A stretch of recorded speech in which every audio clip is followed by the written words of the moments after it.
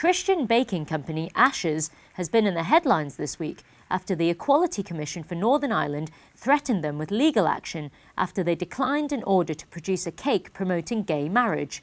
Nigel Dodds, the MP for North Belfast, gave this response to the Equality Commission's actions.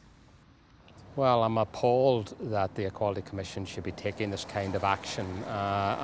It's another illustration of the way in which Christians are being marginalised and isolated and picked upon by so-called equality institutions, which are actually punishing Christians for their beliefs.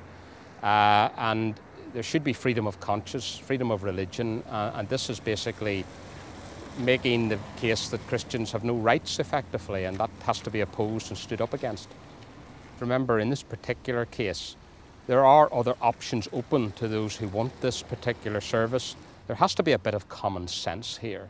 We have this sort of mad law now, which appears to be that you have no room to take into account your religious beliefs when it comes to your business. That is unacceptable, and there needs to be something in the law which says when it comes to freedom of conscience, freedom of religious belief, then that has to be taken into account.